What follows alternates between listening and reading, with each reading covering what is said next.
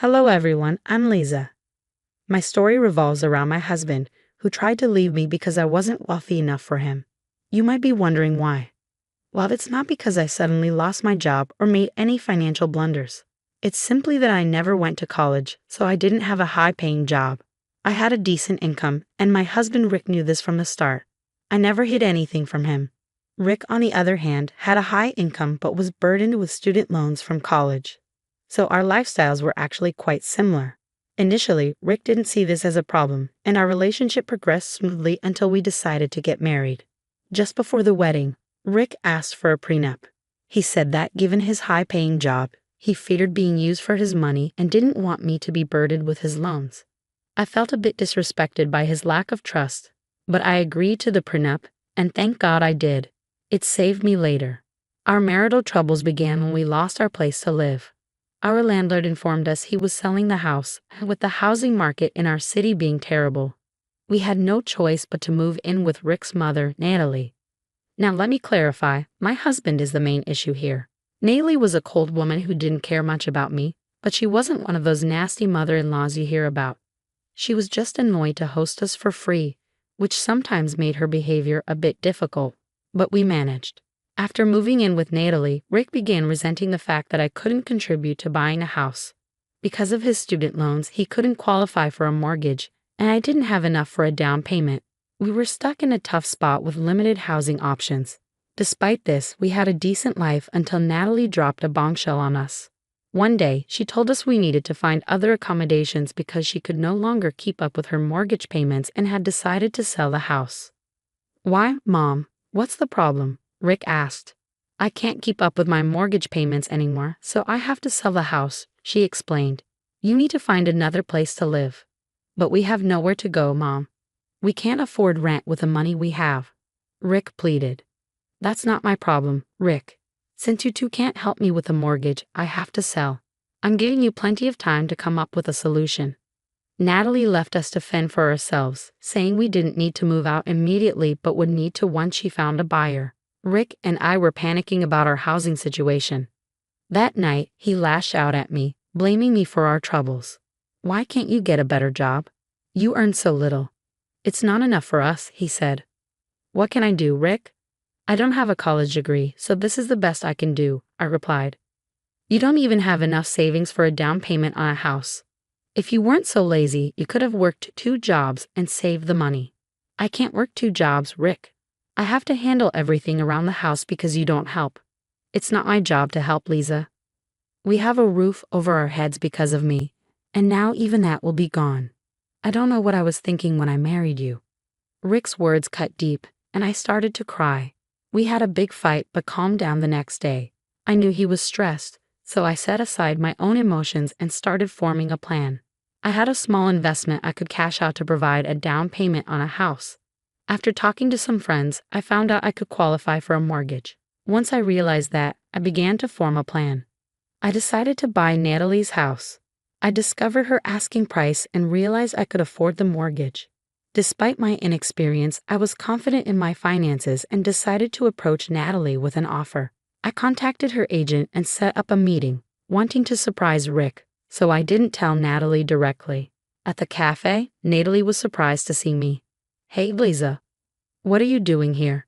"I'm here to meet an interested buyer for my house."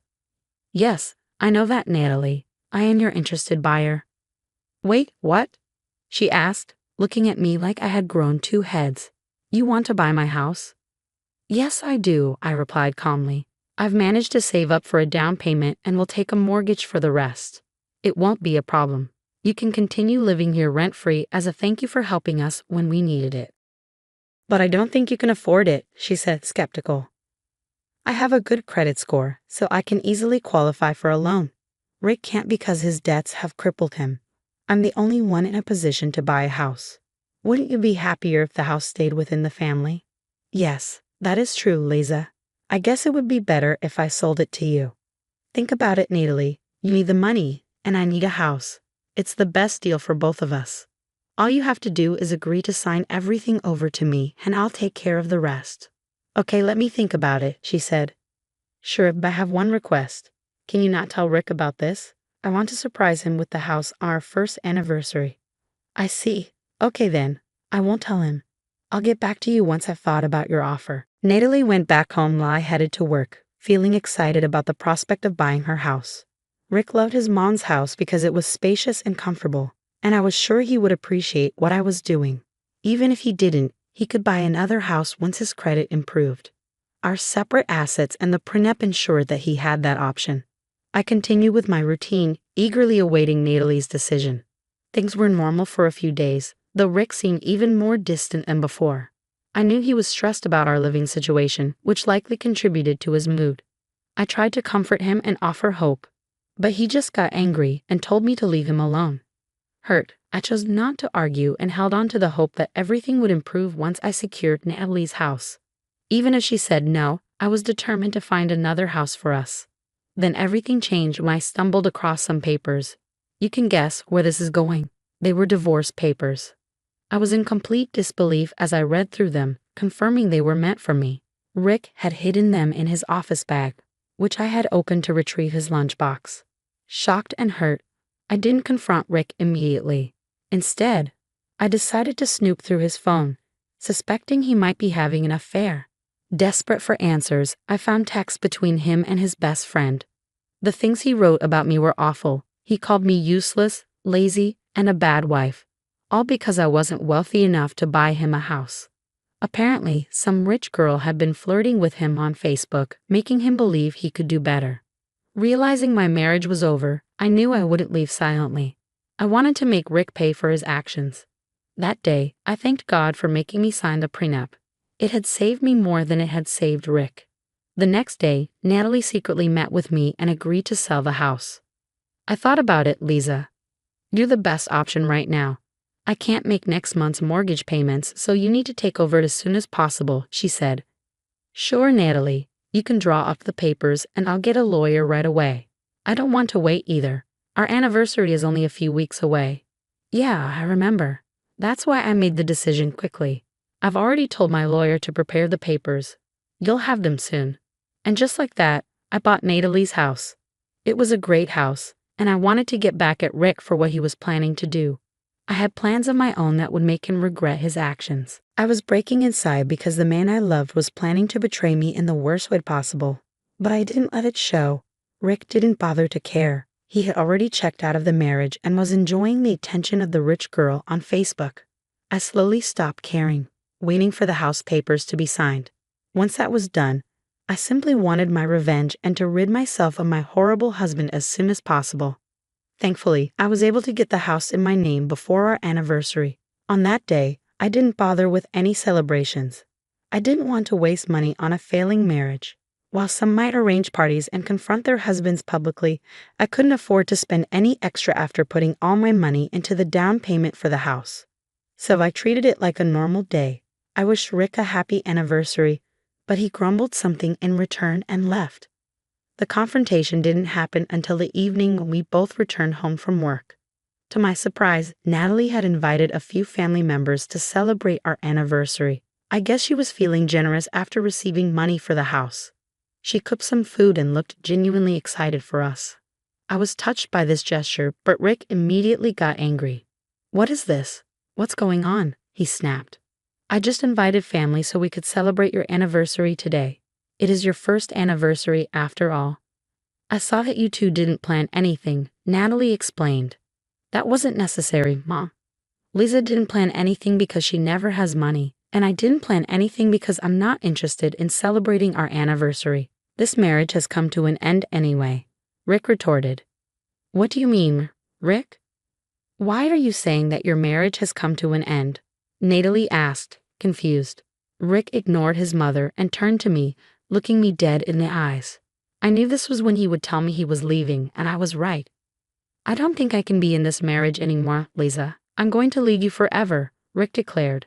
Why, Rick? You can't just drop news like this on me and not tell me why, I demanded. The reason is very simple, Lisa. You are an absolutely useless wife to me, he said coldly. Oh really, Rick? Tell me why you think I'm useless. You are not on my level, Lisa. I have a great job, and you are just an embarrassment to me. You can't even help me buy a house. I don't want to be with someone who can't help me get the things I need, he sneered. It's not my fault your credit is bad, Rick. Why should it fall on me to get a house? I retorted. Because we're a couple. I knew you weren't rich, but I thought maybe you would be able to buy me a house at least. Now I don't even think you'll qualify for a loan. I can't stay with a woman like that when I can do so much better. I will at least find a woman who has the means to have her own house, Rick replied. So you're leaving me because I'm not rich enough for you, is that it? Yes. I don't care what you think, Lisa. Don't try to stop me. I won't be with you. I'm done. Very well then, Rick. If that's what you think, go ahead and leave.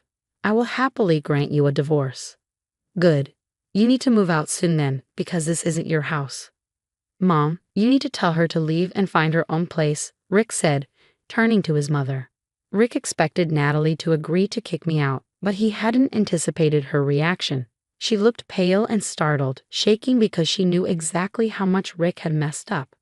She was the only one who knew that I had bought her house a week earlier. The papers had been finalized, and now I was the sole owner of the house. So despite Rick's demands, Natalie couldn't kick me out. Natalie remained quiet, not saying anything at first. Rick kept insisting she needed to tell me to leave, and that's when I spoke up.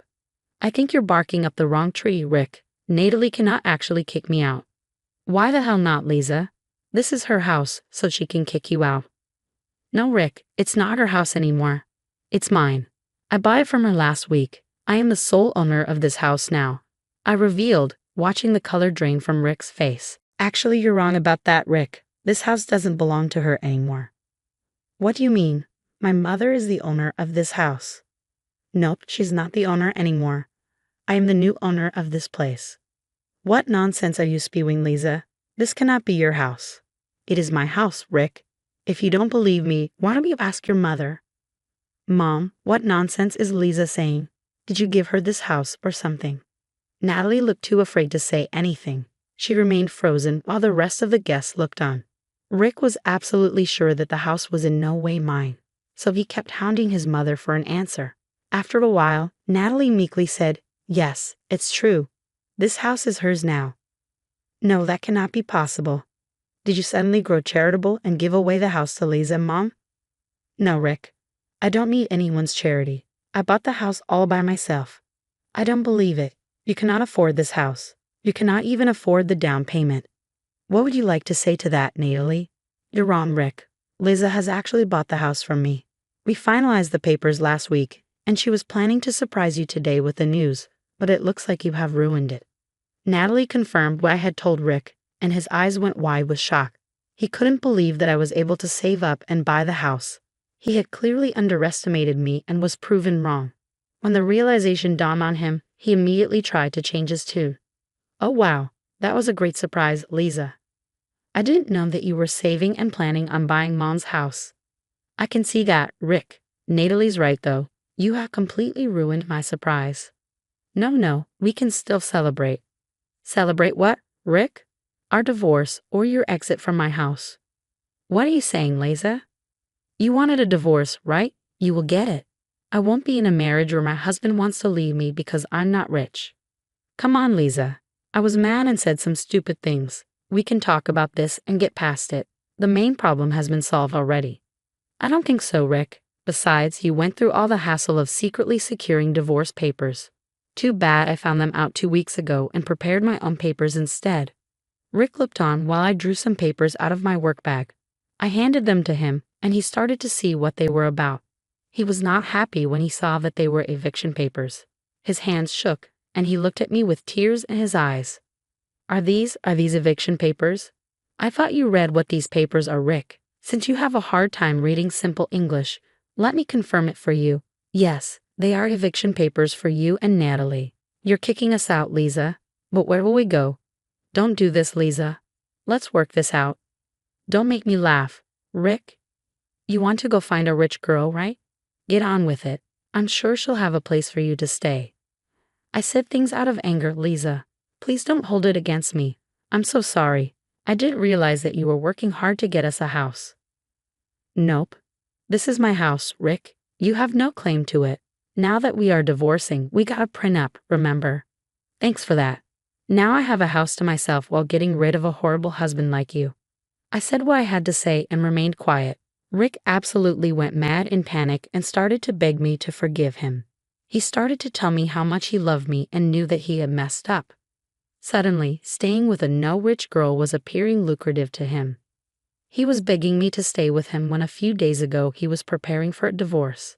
He even made a show of tearing up the divorce papers in front of me.